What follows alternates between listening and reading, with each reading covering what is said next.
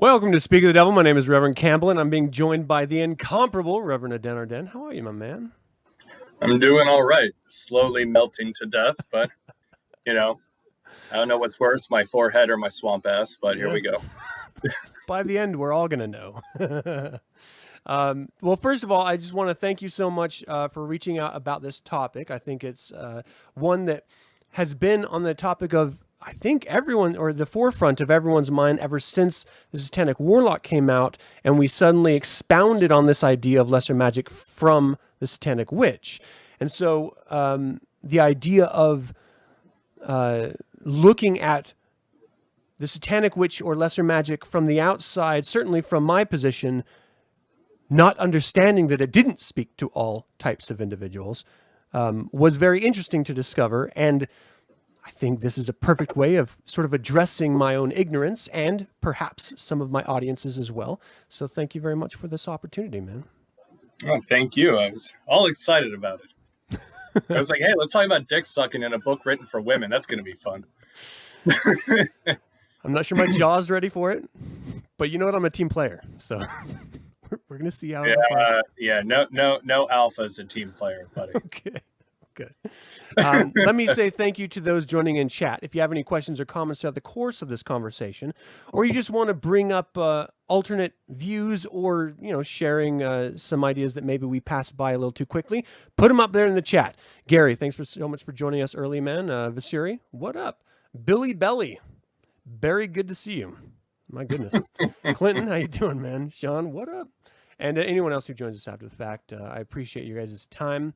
I know it is the 4th, and that is something in the United States, and we're doing this hopefully early enough that you're not going to be missing any fireworks and you're going to be looking at fireworks if that's what you do today.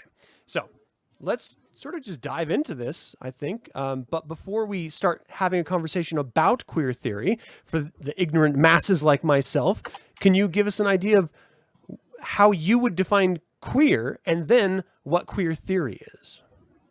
So queer is just essentially the other. It's non-heterosexual or heteronormative. There's all kinds of,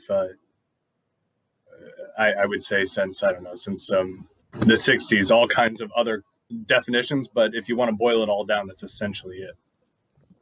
Right. Okay. Queer theory.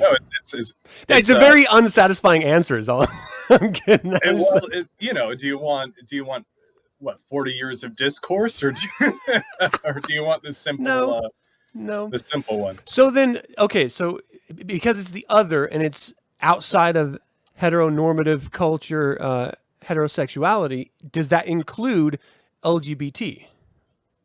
Or is queer separate from like a different No, that's all queer. Queer would include transgender people, cis gay people, the in between, the non-binary. If you don't fit in to the cis heteronormative vaginas like penises like vaginas, and they identify with that gender, then if you don't fit into that cute little box, then pun. Classically, you would be queer. It wasn't until later you got all these subcategories, which is fine, because as the non-traditional sexuality and identities were explored and further defined, queer became more of an umbrella term. I mean, it always was, but now it's now you can do I'm trans and I'm gay, or I'm a trans woman but I'm straight, but either way, no matter which way you cut it, you are queer. Yeah. So like a heterosexual trans woman, which is kind of funny. No, it's kind of funny when you have to explain that to somebody, like, so you're a trans woman, so you're gay. Yeah, so gender is different than sexuality. Well, no, I like men, so I'm straight. Yeah, but you're a trans woman. Yes, I'm a woman, therefore, and I like men, therefore I'm a heterosexual. So, it's just, it's fun watching those conversations happen. I would very much be like Charlie Brown in a classroom, just hearing want. Not, it's going to take me a couple laps to get all of the minutia down, I think. the minutia of gender and sexuality. Mm. That being said, I mean, we're going to be talking about queer theory, so I think it's important that everyone comes into this conversation in the same place. So what about queer theory? What is that?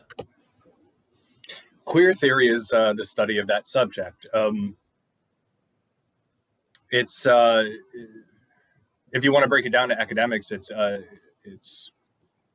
you're looking at literature and history and art from a perspective of discussing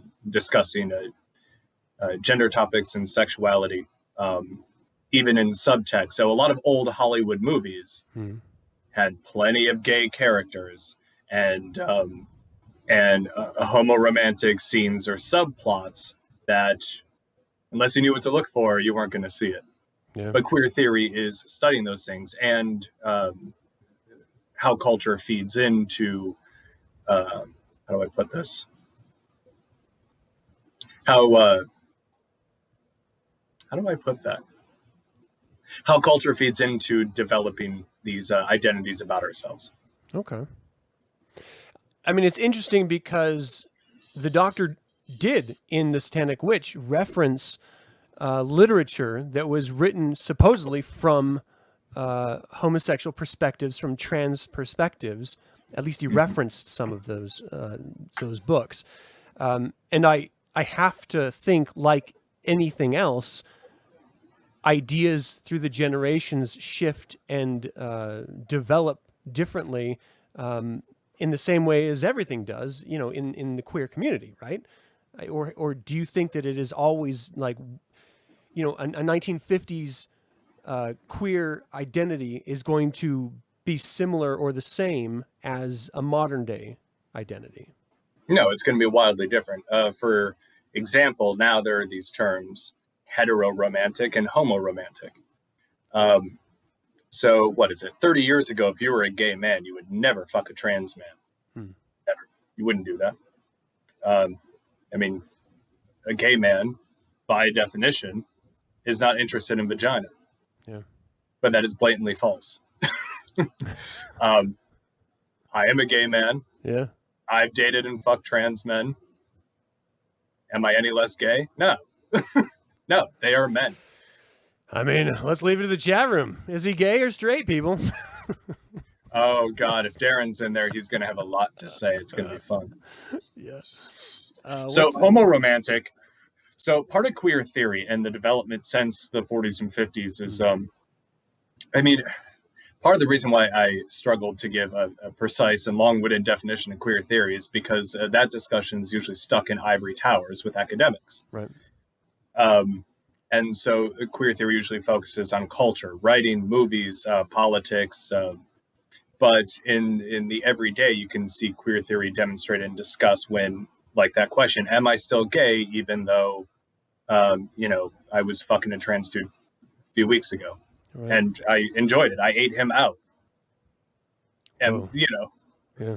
Exactly. Yeah, that's usually the reaction I get, especially with those past jokes when I was 24 about like, oh my God, you know, it looks like someone clawed out where a penis used to be. And that was my definition of a vagina. But they don't call it an axe wound for nothing. But the reason why homoromantic or heteroromantic is important is so I'm so happy my family doesn't watch this because it's going to give them hope. So I was in a three-way with a cis female, and I fucked her. Okay. I enjoyed it. I mean, why wouldn't I? It's, you know. Yeah. But do I go out on my way to sleep with women? Am I generally attracted to them? No. No, I'm not. I would never date a woman, but if I'm in a three-way and there's a girl, I'm going to fuck her too. So yeah. I mean, it's inclusiveness, really. It would be rude not to. I like that. So, but my sexuality, I've been exploring the past few years, and that has involved, and so one female fuck buddy, her and her husband, well, they're poly, so she asked me out, and I was like, I won't date a girl. I just don't, I've never developed that level of attachment or emotional depth for cis women. Right. Nor do I think I could for a trans, no woman. I just don't relate to them in that way. I can fuck them, sure. I can be friendly with them, great. But so I would be homoromantic, and these new labels are kind of the development of queer theory and queer culture. Okay. And on a side note, I'm a firm believer that labels are good things. Labels are great things because it means you have new words to effectively communicate your desires or your positions. Yeah. I mean, that we'll talk about that a little bit later on, but gay no longer cuts it for most people. Some guys I know on the kink scene that will say they're straight because it's a good shorthand, but they love sucking dick. Oh, wow. Okay. They would never fuck a dude or get fucked by one, but for some reason they have a big oral fetish strictly on a dick. Huh. But they would never date a dude either. Right. So it's much more complicated than... It's not complicated. Human beings are fucking sluts. Yeah, I mean... We're just, and when a generation gets bored, we find new things to screw. Or new ways to screw. So that's a better way. New way to screw. From that framing, do you think that it's a generational thing, or do you think it's always been there and it's just it's more out in the media? It's out in the public eye more now. Kind of all of it. I think each generation kind of takes a step up from the last one in normalizing what many people have felt or been curious about. So there's this thing in among specifically, usually, and it's quite specific, straight black men turning white guys into sissies. So they look like women, but they're not. They don't identify as trans women. It's called a sissy. Huh. Are these black men gay or straight? Now, but this thing, or are they bisexual, or is it about humiliation? So this, if you research this kink, it's been there for decades. But now if you turn on porn, it's everywhere. And it's just every little thing kind of makes it more okay, which is fine. So it's not, has it always been there, or has it just been shoved down our throat? No, it's something that has existed, whether for a minority or the majority in private, is becoming more normal. So you see it more just because it's okay to talk about it. Yeah. Compare it with gay men in the 20s to gay men in the 80s. Or interracial marriage. Well, this is an interesting comment in here. Elijah, how you doing, man? He says, biology never had a gender definition. There was a sex designation, gender, which was just stuck in science textbooks, so Christians didn't have to say sex. Interesting. I like that. Interesting. Zachary, what up, man? He says, I tend to default to biology for gender definitions. I'd find it hard to objectively define someone with 2 X chromosomes as a man. And I want to be clear about this before we start diving into this pretty heavily here. I don't care what anyone thinks. You, based on your own experience, your own decisions, the culture that you were raised in, however, whatever, you think the way you think, I don't care. What I want to make sure is understood and followed is that regardless of what you think, we're going to have a healthy conversation, which means a good back and forth. This isn't in reference to anyone's comment. Just in general, I want to make sure that's understood right off the bat so we don't have to have an argument later on. If you disagree with something myself or Den or someone in the chat room says, that's fine. That's okay. You don't have to accept someone else's perspectives, though it's pretty good to examine them as a healthy human being. So that being said... Yes, it's always good to examine a healthy human being. Gloves are optional. So I want to talk about those 2 comments. So just file that mentally for me, because it's going to come up later in the show for sure. Because the way I take the Satanic Witch and how it applies for queers, whether cis or trans, is because LaVey never talks about. LaVey really almost never talks about when it comes to manipulation as biological truths. Right. Most of Satanism are useful rules of thumb and manipulating fetishes and cultures and customs for your own benefit. Satanic ritual is a very good example of that. I kind of laugh when a Satanist is like, well, that's the way nature is. I'm like, all right, you omnipotent fuck. You tell me how nature is. Come on. Tell me. We know. Tell me how everything works. Yeah. You have all the answers. Yeah. But that's at the heart of what this conversation is about, though, right? It's the way that the Satanic Witch was written by a straight male who was educated, but still educated in his time, written from his own experience and a lot of resource books. And so I found it very interesting because, again, reading it, I interpret it in a way that it's inclusive and it speaks to different genders and sexual orientations. I mean, he sort of dismissively mentions, and we're going to get into some of the examples here in a second, the foolishness of a woman trying to target a homosexual male. Or they're called fag hags and they're fucking annoying. Yeah. So LaVey was but it's right. very dismissive, and it's just sort of like, don't even bother doing that. This is why it's not going to work, and we're going to move on. So he's definitely saying this is the way lesser magic works in the context of sexuality and female manipulation of men. I don't think he needs to expressly say that this is from a heteronormative perspective, because that's how it was written, and so it's inherent in the document, at least the way I was interpreting it. I wouldn't even call it dismissive. He approaches it, even in the very first chapters of the Satanic Witch, he approaches it as kind of, work with what you have, work with the is, not the shoulda, woulda, coulda. Mm-hmm. Shoulda, woulda, coulda is not the realm of Satanism. Yeah. It's you got to work with the most likely probability. Even in ritual magic, the balance factor. If you're, covered in acne scars and 400 pounds, you're not going to get Brad Pitt, which really made me cry when I read it as a teenager. But you know what? Everyone has to learn. So, when he was like, woman, don't go after the sexy cocksucker, he was saying it because it would be a waste of your time. Yeah. Magic does not work that way. If you think magic will get you anything, you're in the wrong goddamn religion. Yeah. Yeah. I mean, it can get you a lot. But we've got a random name question. Okay. Literally, that's his name. It says, Reverend Aden, do you think that the modern concept of the non-binary gender goes against what LaVey said about the androgynous look? No, because LaVey was making a comment on fashion. Mm-hmm. Now there's a good friend of mine that Adam knows as well.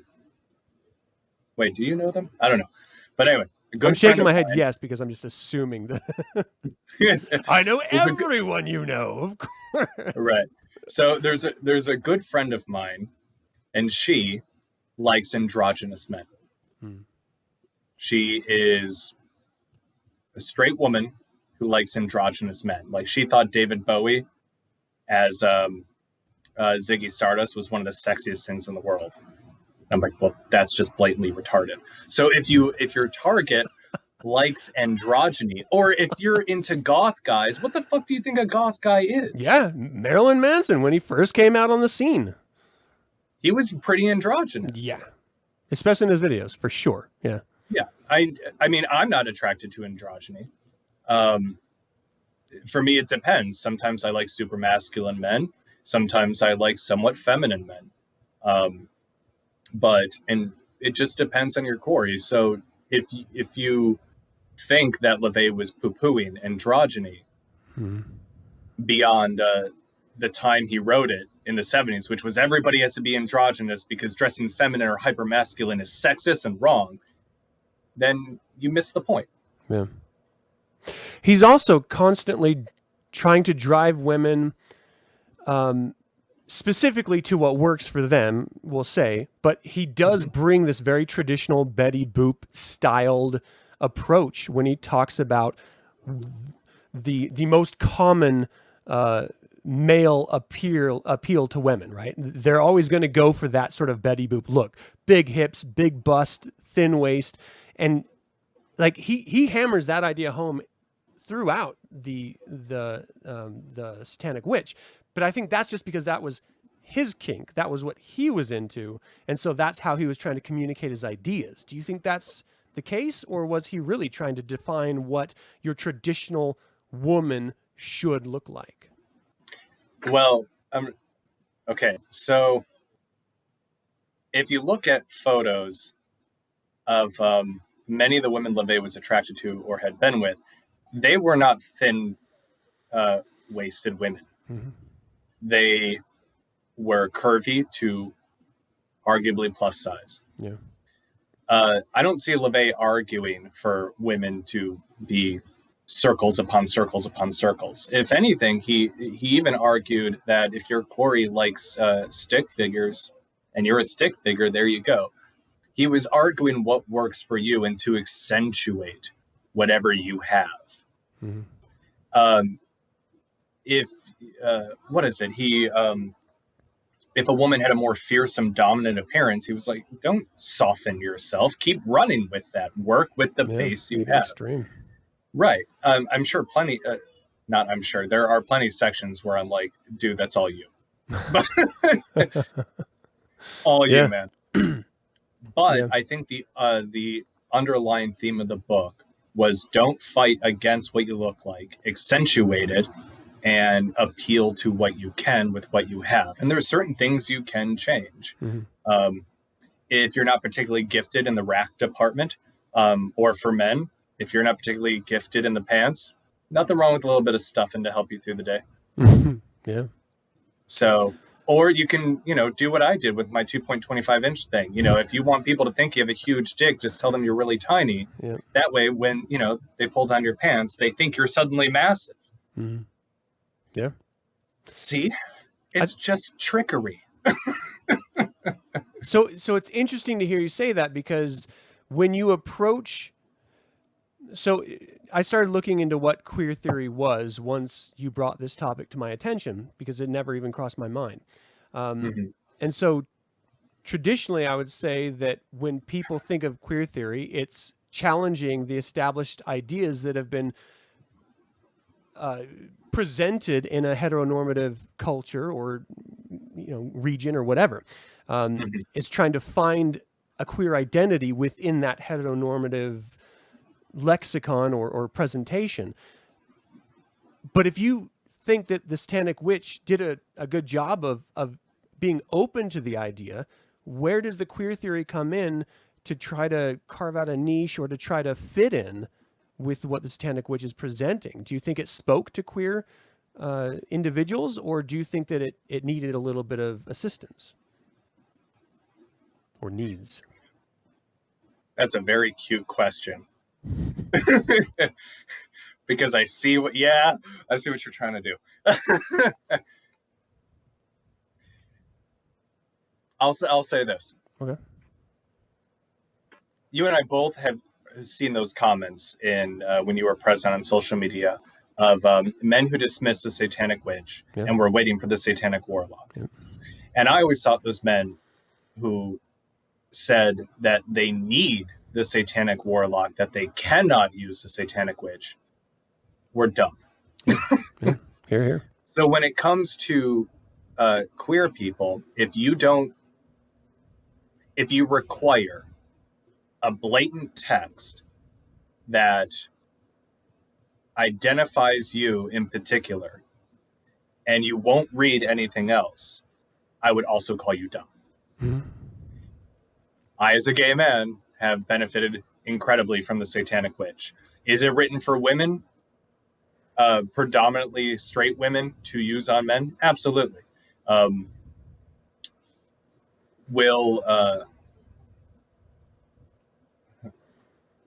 But if you can't find anything in there, then I mean, come on now. It's just ridiculous. You didn't do the reading. You just want different words in the book.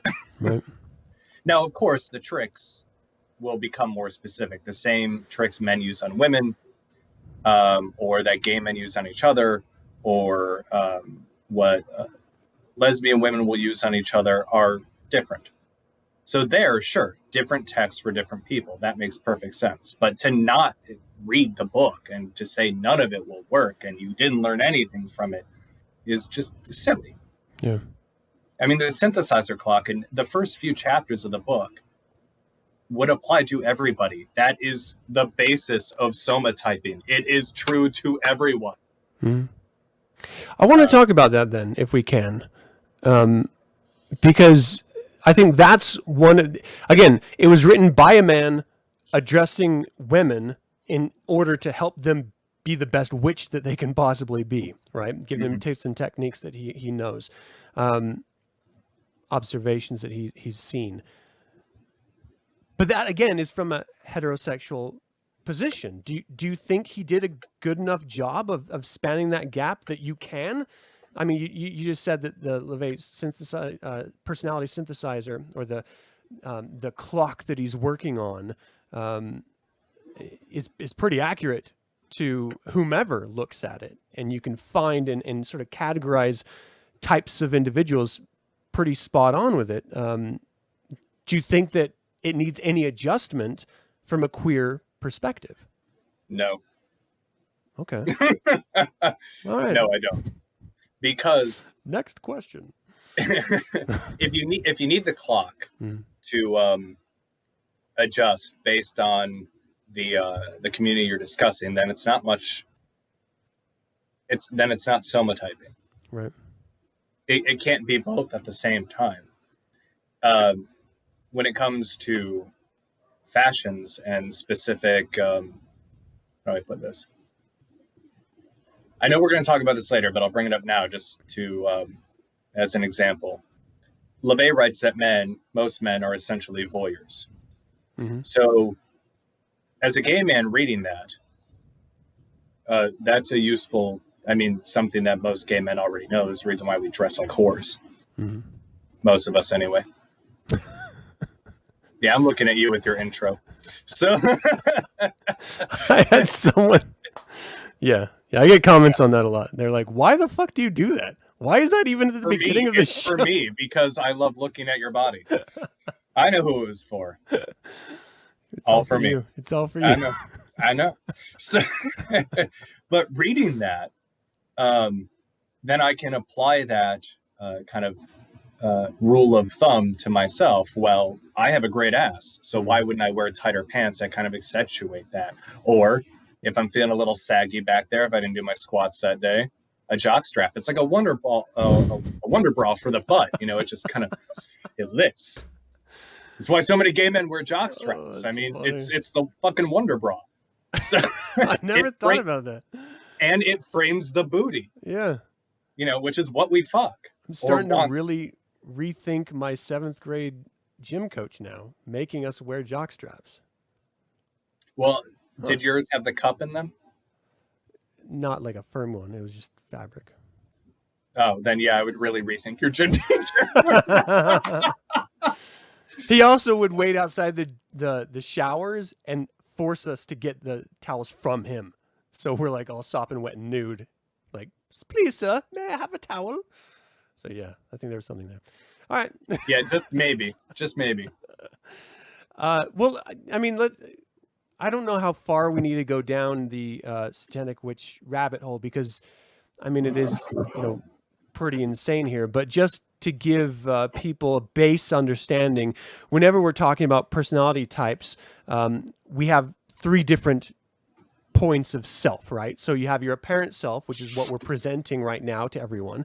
You have your core self, which is who you truly are inside, not necessarily what you're presenting. But you also have your sort of demonic minority self, and that's usually a reversion to the presented type or to your core type, right? So usually your apparent self and your core self aren't that different unless you're actively manipulating someone. But your minority self traditionally is sort of opposite. I want to make sure everyone understands that before we start talking about anything else, just in case. So when we were talking about that clock, right? We were talking about the LaVey personality synthesizer, and how he sort of categorizes not just types of people by their body type, but also their mannerisms, traditionally what they like, even down to like skin textures and stuff like that. And for the most part, I think it's pretty accurate. I've never done a scientific examination of it, but just anecdotally, it's pretty damn accurate from my experience. Which is why I'm always adamant, if you're going to use the synthesizer clock in every day, which a Satanist should, then consider it a great rule of thumb. Yeah. To me, it's like an 8 times out of 10. Yeah. Which is pretty good odds if you're trying to get into bed with someone. Yeah. Yeah.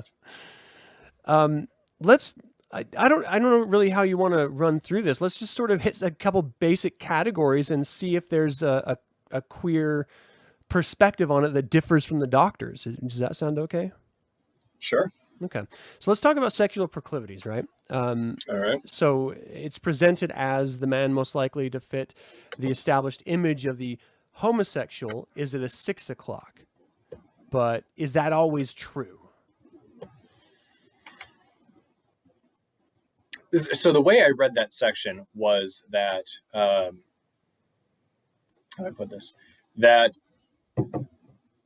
the 6 o'clock male would be seen as very passive, maybe sometimes feminine, and would appear to be the person's idea of what I think he uses the word homophile, which was the politically correct word to use at the time, which is kind of cute for a very un-PC book. He was very PC when it came to gay people. Mm-hmm. Yeah. Right. But I think he's using a cultural argument rather than a statement of fact. That, the way you phrased it would imply that LaVey thought that all gay people are bottom of the clock males. Yeah. I didn't see that anywhere in that section. I mean, that phrase that men most likely to fit the established image of the homosexual is the 6 o'clock. Established image of a homosexual. Right. So that's very it's a cultural argument, stroke. not a statement of fact. Right. So when people think of gays, especially in the 70s, and in his lifetime, so I even before the book, his era, 40s, 50s, 60s, and 70s, gay men were sissies. They were passive, they were soft, we were limp-wristed, we were just, we were just cute. But like the quote, it's the established image of the homosexual. Mm-hmm. Established image is not the same thing as saying all fags are 6 o'clocks. Right. Nowhere in there did he make that argument. And I bring it up because, again, his intention was never to speak to a queer audience. It was to speak to a heteronormative female audience. But if that were true, he wouldn't have included so many tricks for the lesbian witch. The book was written for women. That's true. Yeah, no, that's a very good point. Yeah, he just didn't bother. He even here's an interesting thing when it comes to trans women. Mm-hmm. The same tricks should work. You're a woman. Yeah, the same trick should work. So to create, sure, there may be a few extra hurdles depending on where you are in your transition or who your target is, but he includes sections for lesbian women. The book does address queer women, whether cis or trans, because the trick should be the same unless your quarry is another woman. Right. Because the book is written for a woman to seek out a man. Right. But that's why I would say that's more of like an addendum than the core focus of the book. And I say sure. that because I think from his perspective, it's easy to give advice on a woman targeting a woman when he's immediately profiling women in the first place, which is why he spends so little time focusing on homosexual men other than saying, move on, don't bother. Men, yeah, you don't need more than that. Like, nah, girl. Yeah. And, not to say anything about, to try to go any deeper, but he doesn't really, like, the only time he references trans is when he's referencing fashion, for example. So it's very interesting that, again, his focus was met, But understanding that he's writing this and it's going to be received by a large audience, do you think he ever considered that both men, queer, and trans individuals would be referencing this? I don't know. I would assume so, since Kenneth Anger was in the Magic Circle, and Kenneth Anger is gay. Okay. So, Kenneth Anger was one of LaVey's closest friends from accounts I've read, and I believe still is a member of the church. So he had gay men and trans women and lesbians from the earliest days. So should have crossed his mind, but if it didn't, so what? Yeah. Why does that? But it's he doesn't need to he doesn't. How do I put this? It offers me no comfort whether that question ever crossed his mind. It's I think it should be irrelevant. That's interesting, because I would try to push back on that, just from the perspective that because he had friends that were in the Magic Circle that were homosexual or lesbians, or even, you know, dressed up like women. I don't know the vernacular, because I don't think Transvestites versus transgendered. Yes. So I mean, Right. there was Most cross-dressers are straight men. Right. So he had all of the above in even just the Church of Satan as an organization for years. And so to not expect that to be a potential audience in his writings seems like he would have, if he didn't, been missing and just ignoring a healthy portion of a future, you know, potential audience for the religion.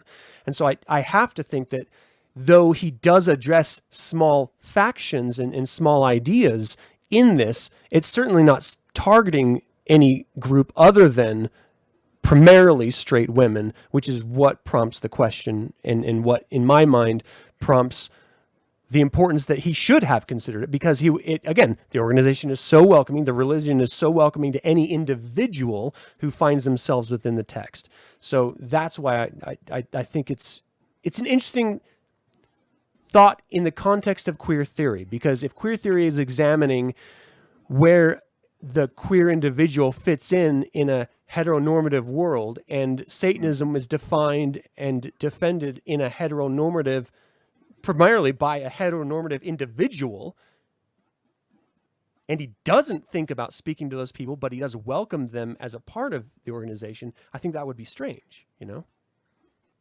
Adam, you have gay friends, right? Yeah. Cool. Can you tell me how to manipulate another gay man so he'll eat my ass?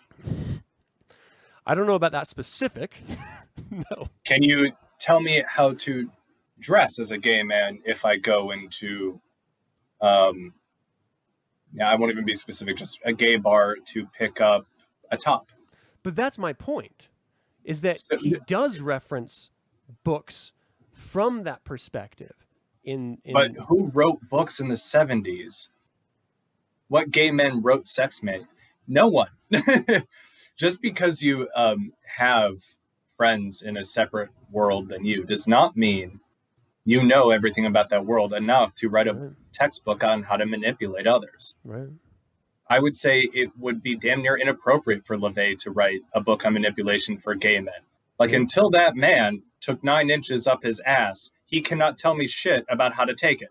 So, no, that's true. Yeah.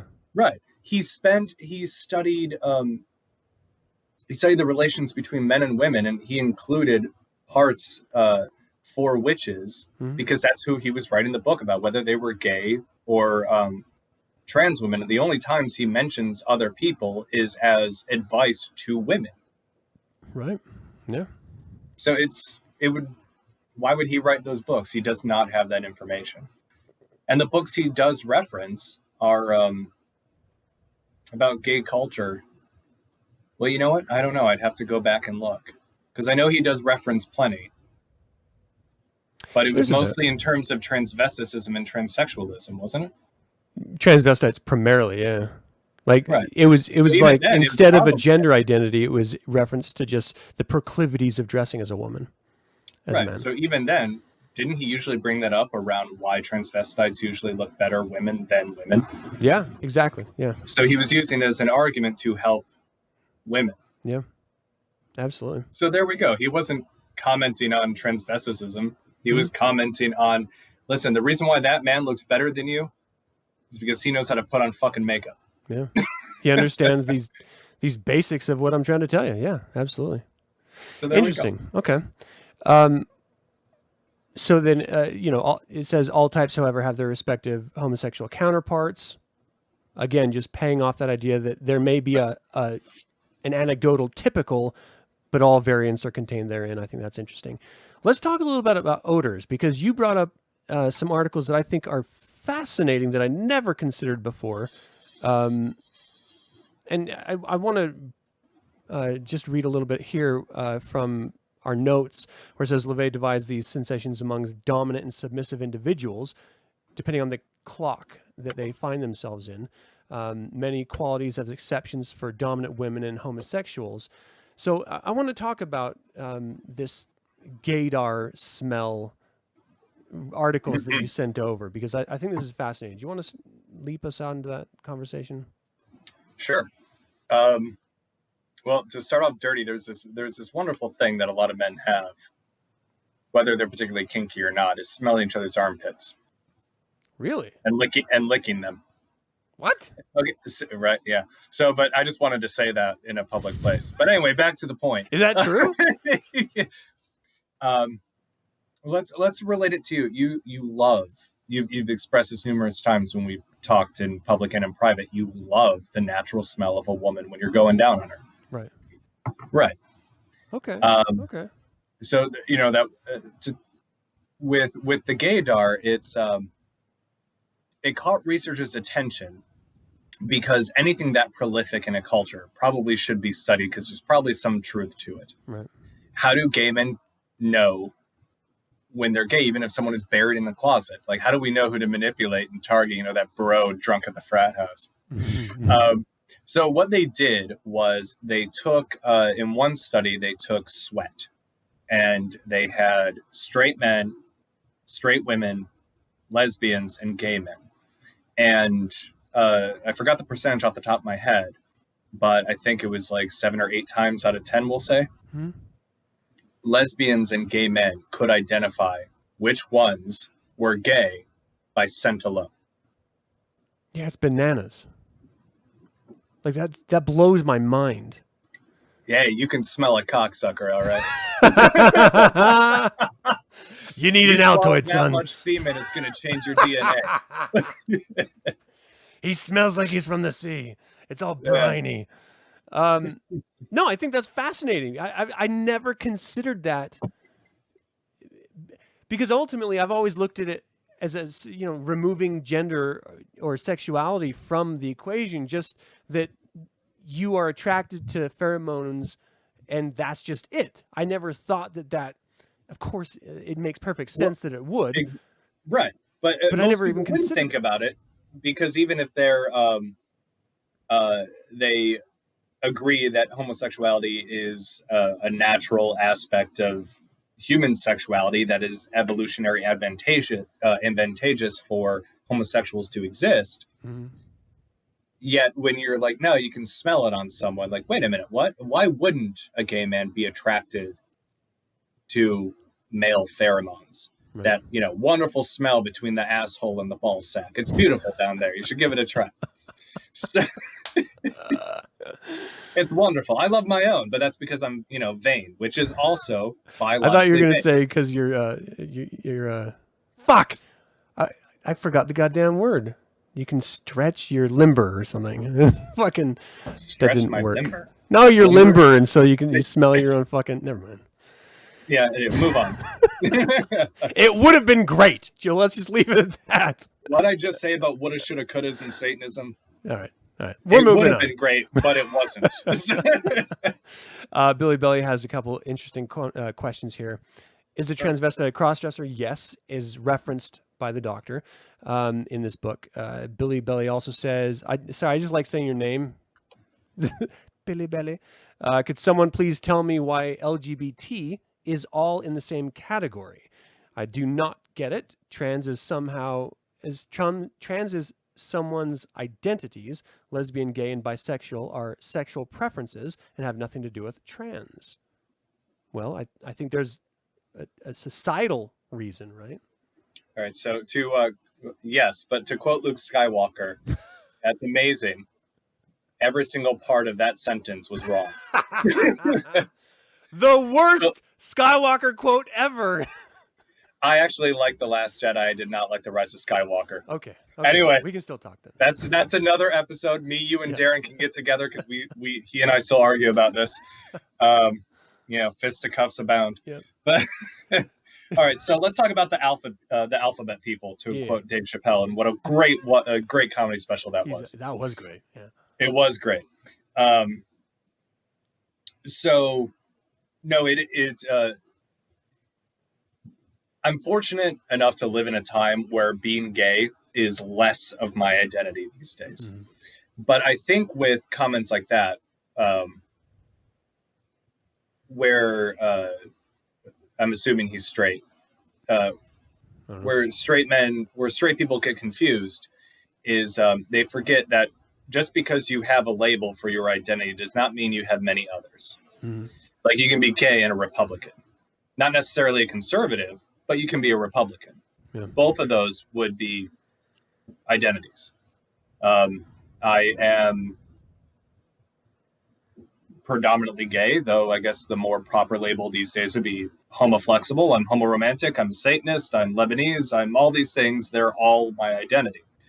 Now, the reason why it's LGBT and the acronyms that follow is because before those words existed, it was just queer. We were one group, and Harry Hay has a lot to say about that. Like, he hated the whole LGBT thing that was starting to happen in the 60s and 70s. But the reason why all the letters are together is because it's still one community. We all have our separate places and spaces and separate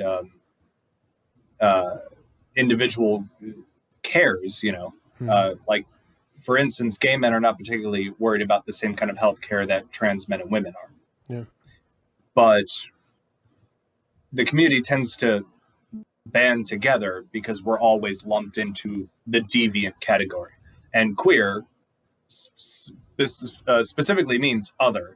We're the occult of we're the occult of sexuality.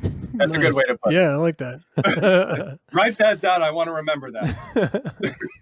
We'll rewind this to get to that.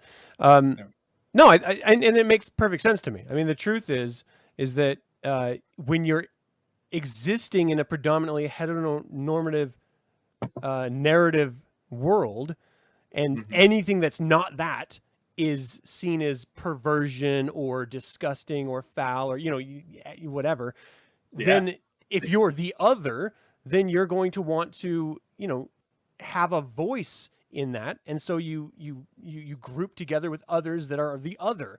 And the truth is, you still want your individuality to be noted, because you're not just one mass of individuals. You all have your different proclivities, and so you want representation within that other group. So that's why you have all your different nomenclature being represented. At least that's how I see it anyway. No, and that's fairly spot on. And here's a good example. Boy George has this wonderful autobiography that I read when I volunteered at the Gay Center as a teenager in Detroit. And it's called Take It Like a Man. Boy George was in the punk scene as a preteen and a teenager, and he looked like a girl.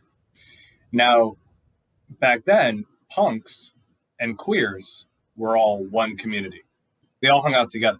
Punk literally used to mean gay. It meant bottom. It meant cocksucker. It meant you were a punk. You took it up the ass or you took it down your throat, but you took dick. Oh, okay. So it's, and I think that's an important kind of evolution of language to remember, that all these others used to be one fucking community. They all went to the same places, and they kind of all got together under one banner of just being unwelcome everywhere else. So or ballroom culture is a good example of that. Trans women were always the bottom of the barrel in the gay community, so they created ballroom culture. Same with the sissy femme queens, the really feminine gay men. They were considered bottom of the barrel, so they went to the ballrooms. Huh. So it's another good comparison is Satanism. The only thing that ties us all together is that we all find ourselves in the devil. Other than that, fuck the rest of you. But we all go under that banner. We all close ranks when people come knocking. We follow a set of rules about being, what's the word I'm looking for? Well, at least many of us, being polite and having respect, at least social grace wise, for each other, simply because we're Church of Satan members. Yeah. It's the same goddamn thing. Yeah, I think that's a really good analogy to it that I'd never even considered before, because we are one meta tribe, but we are vastly different within that individual meta tribe, and so is the LGBT culture. I do that because I don't know all of the I don't know them all. I don't know them all either anymore. They change so often. I say queer. Yeah. Okay. Now, one of my friends was kind of like, just say queer, it's easier. And I was like, that's actually a really good, that's fine, queer. It's one of my friends brought up a people of color, a person of color, denies people their racial heritage, therefore it is racist. Interesting. Right. You're lumping Black people, Latin people, Spanish people, right, Arab people, Jewish people, all in one thing, person of color. You're denying them their history and their ethnicity. And I was like, that's really interesting. I actually kind of like that. Yeah. But that argument can also be used against, well, if you're just saying queer instead of lesbian, gay, trans, right, queer, I don't know the rest. Yeah. Non-binary. I don't know all plus there. LGBT plus, Q plus, whatever it is. I'd always known, but I'd never considered how all of the worldview that is understood as normal is always from a white straight male perspective. Like, deep down, you always know that it is, but to see it so blatant when you try to branch your perspective out, it's almost shocking. Like, how did they get away with it? How did we get away with it? How did I get away with it? The very cynical and brutal answer is when you conquer, when the people of one area of the world pretty much conquer the rest, you're going to rewrite language and history to serve you. Yeah. What's going on right now is dismantling that cultural empire that Northern Europeans, for the most part, have built. Yeah. So, and I think that's what everyone is struggling with in one way or another. Yeah. It's the same. It's kind of like when Britain had to get its ass out of all the different countries that it had conquered over the centuries. Or same thing with Rome. So now it's our turn. Well, I mean, I don't know. It's fun to debate how white I actually am. But yeah, when I said our, I just meant. Yeah, I know. But anyway. Okay, so let's back to the book about getting men in bed. Yeah. So let's talk about getting men in bed. Sure. No, like the ideas of like touch and taste. Can that be seen differently than presented? How he references each of these senses are represented slightly different in their tastes depending on where you are on the clock. Is that pretty much the same for queer? I would assume so, because again, if the clock is a representation of people, that means it would apply to all people. Yeah. I think Patrick DeMarco mentioned the pussification of the male, and he invoked the clock, and I was like, yo, bitch, there are men at the bottom of the clock too, all right? And they're already soft little secretaries that want a woman or a man to take charge. I They're got it. still men. Yeah, it's not fair to have a conversation about what he said when he's not here to clarify. True, But I there just is, because I had the same response, but yeah, no, but there is a common understanding of this idea of a man, right? This sort of macho man that I was taught growing up, that if you are not at 12 o'clock, you should aspire to be at 12 o'clock and act as if you were. So it's this idea that masculinity is teaching itself that we cannot be anything but at that, a spot. And if we're not there, then you're not actually a man. And I think that's not only is it a fallacy, a sort of shortcut to thinking, because it ignores the entire gamut of what it means to be a man, but sure. And if you're a gay man who likes feminine, soft, submissive men, like I do, not always soft, I like, rugged, I like scruffy, but I tend to like submissive men because I like telling people what to do. So, am I dating someone who is less of a man because he fits what I like? No, that's bullshit. I mean, in bed, it's kind of hot to talk about, but in life, no, he's not any less of a man. I would say it takes a lot of strength to kneel to someone you respect. Strength that a lot of alpha men don't have. Yeah. So a lot of this whole "I got to be the top dog" thing is cowardice. Like, no, you. I'm sorry, you can't listen to someone else. Why? But yeah, I mean that's a whole other show. Thing, but it's an example of. I think it's more useful to discuss the clock, not in terms of gender. Because LaVey doesn't. He doesn't talk about the clock in terms of gender. He frequently talks about 12 o'clock women wanting submissive men and submissive men or dominant men trying to date other dominant women and all these mixes. And he's like, stop this bullshit. Just admit to what you like and go after it. Or learn how to role play. Let's say you're a 12 o'clock woman and your boss is a 12 o'clock and you want something out of him. Go ahead, role play a little. Manipulate that little cocksucker. And then once you're in charge, bring your bullwhip out, bitch. I want to ask you a little bit about this because sure, I was raised in a rural community of hunters and religious zealots, really. And so my idea of what a man should be is, at the time of being raised, is always 12 o'clock, predator male, literally in most cases. Just aggressive, right? That is what a man is. So that was what, plus it was the 80s. That's how everyone was portrayed in every film. So that is what male was. When I read The Satanic Witch, it sort of blew my mind because it reinforced that idea that I always thought underneath that, I don't have to be that in order to be a man. I can just be me, and that I'm still a man. And so it sort of busted open that ideal. But that's because I came from a position that was in stark contrast to it.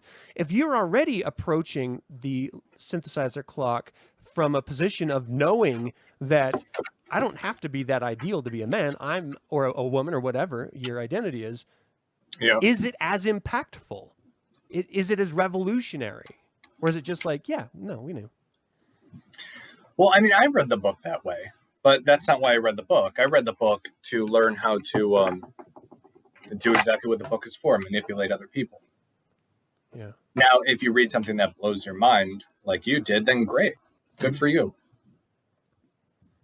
Yeah, just shattering those boundaries of expectation and understanding. Yeah, and I think it's I think I wouldn't know, but I think for women it would be more empowering that no, you can be strong and sexy, and if you're not the standard beauty of whatever era you happen to be living in, so what? Yeah, irrelevant, completely irrelevant. I mean, when I was in high school, capris were in for men. Capris don't look good on men. I don't care. I don't care how great your legs are or how great your ass is. Agree. They don't look good. You look like you're wearing flood pants, and that's not a good look for anybody.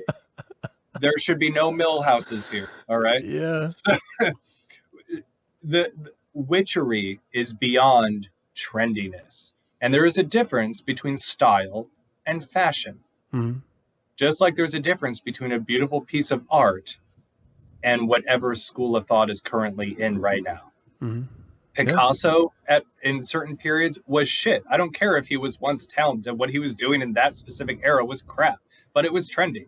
So why not? So here's I don't want to backtrack too much, but this is an interesting comment. Zachary says, related to manliness, the conversation invokes the phrase, it's better to die on your feet than live on your knees. I see it more as two different cultures being construed as the same.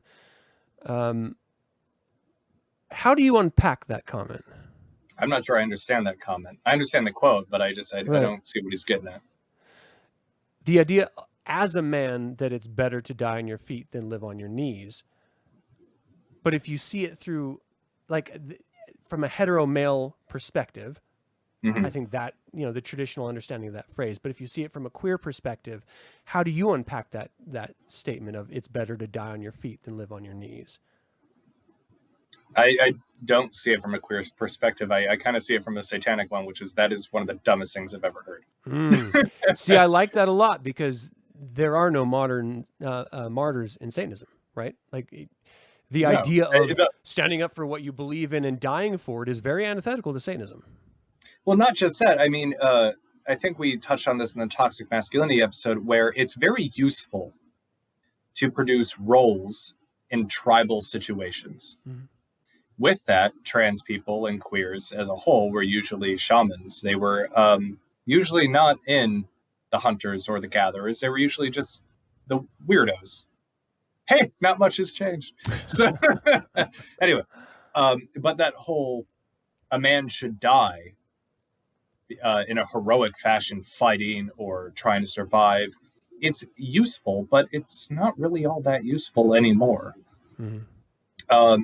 Whether aggression and violence is in us as a sex is a completely different conversation. But no, if gay bashers came down my door and I could not defend myself, and they were like, if you kneel down and say Trump is God, yeah, I'll say it. I'll say Trump is God. And then when you turn your back, that's when I'll shoot you. But whatever. Yeah. Yeah. I mean, however you have to survive, whether it's on your knees, bent over, sideways, upside down, fucking a banana, I don't care. Let's not throw the banana out with the bathwater, okay? It's a viable option.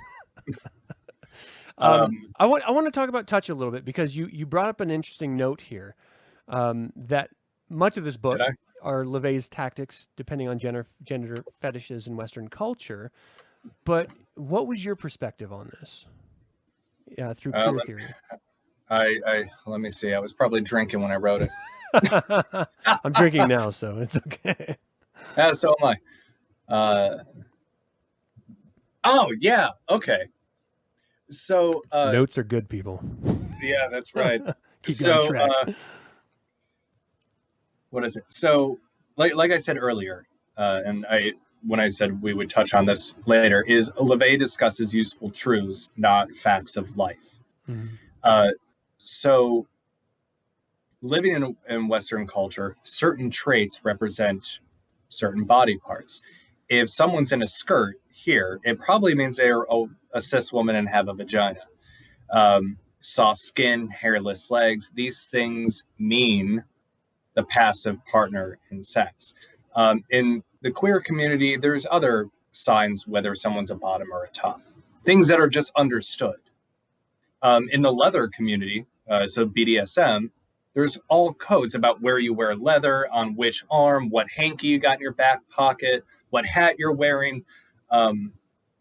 So with LaVey, when it comes to touch and how soft your skin should be, hair, he even makes an interesting comment about hair that most men don't care whether you're smooth or not, but about texture of the skin. And even that depends on where you are on the clock. Yeah. Because he's discussing things that represent something else. Yeah, there we go. Interesting. I think I even wrote down in the notes, I think that's what makes people so angry about trans men and trans women is they feel lied to. You're signaling what you're supposed to have in your pants. Right. But you don't have that in your pants. So they feel duped. And I'm like, well, I'm sorry, but the symbols have changed. Wait, no, the symbols haven't changed. The expectation is, which is fine. Have an adventure. Yeah. I mean, if it's just you and someone else in a room or a car, who knows? I was pleasantly Might be surprised fun. the first time. I'm not going to lie. I loved it. Nice. Nice. Let's do a little bit of fashion talk. We're already at our hour, and so we should probably start winding this down a little bit. But I mean, we already addressed a little bit about the folly of trying to charm a self-aware homosexual. We brushed across the idea of a lesbian witch and how he addresses lesbians specifically in this a little bit. So let's maybe close with the discussion of fashion, because I mean, you brought capris and stuff, but when the Doctor is referencing fashion in this, it's primarily to heteronormative females or lesbian females or cross-dressers. It's not really any other context. And so from a queer perspective, is there really anything you can, and maybe this is a broader question, is if you're not being spoken to, and I think I may already know the answer to this as I'm saying it, if you're not being specifically spoken to in these different sections that he's discussing, do you feel like you can still garner information from it if it's not addressing what is in your subculture or in your particular taste? Absolutely. Just strip the examples away. A lot of that book is he'll start off with a useful truth, a rule of thumb, and then give a dozen examples based on different types, where maybe the woman is the 12 o'clock or in the upper echelon, and then the man is on the bottom, or someone's on the left and someone's on the right, or someone's sideways or upside down, or even failed attempts when someone like a great night. Right. Or when someone doesn't know how to properly manipulate the denominator, doesn't know how to role play, and the sections on taste and sight and touch, they're all kind of, I can't believe I didn't mention this earlier. The whole book, every manipulation tactic can be boiled down to fitting the archetype of someone else. Right. So if you're in a queer culture, that has not changed, and you know your culture far better than LaVey ever could. I mean, he's not, what's he gonna do, sit in a gay bar and eat some ass? Just like, of taking course notes. He's like, I have to do this. I'm not going to enjoy it, but hopefully you do. Hey, you know what, that's how I got my that's how I went to grad school. In the back rooms and the bathhouses, but I did enjoy myself. So you don't need to be spoken to specifically in this book. The Satanic Warlock, and if any other books, or the upcoming gay Satanic Warlock, still discuss tactics specific to the people who are reading it. So it's only the examples that have changed because the quarry has changed, but the rules are still the same. There's still the synthesizer clock, there's still summa typing, there's still reading archetypes. Yeah. So there you go. It's funny in the chat room, Clinton says back to archetypes, book club friends. I run a book club, and a Satanic book club, and part of that we had the long conversation about archetypes and the comparison of them between Satanic Witch and Satanic Warlock, and the approach of the two and how they differ. And it was really through the context of one of Magister Nemo's essays, but that's right, we spoke about that. Yeah. Oh. It is very interesting that they do seem to take different approaches, and so I think it's going to be interesting when the gay Satanic Warlock or Satanic Witch or Satanic whatever magician comes out and it addresses that concept, how it's going to approach it, because they are slightly different in between the two existing books. And I'm definitely going to read it when it comes out, for fucking sure. I'm curious. Oh, Adam, you don't need to manipulate me. I'm already yours. Yes. All I had to do is run that video. Of yours, I was hooked, literally, right away. Okay, well, any closing thoughts that you want to bring out? The reason why the Satanic Witch is still useful after, what, 30 years? Longer than that. It was 50 years now, right? Jesus Christ, 50 years. It's coming on 50 years. The reason why that book has aged so well is because LaVey does not use trending, current, fashionable examples. Every community and every community, whether what side of the slash you're on, whether on the top of the clock or on the bottom, has ongoing, well-built cultural truths. You can use that to your advantage. A lot of LaVey's examples, sure, hearken to his kinks and fetishes, but that's not what those tricks were about. Those were just the examples he used. Right. So these, I would say, stick with the tactics that aren't stuck in the era you happen to be living in.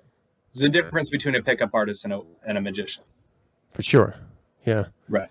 I do think that it's incredibly important that people are able to strip away the doctor's personal ideas versus the religion or the tool set that he's presented, because he's explaining his ideas through his own experience, as that's all any of us can do.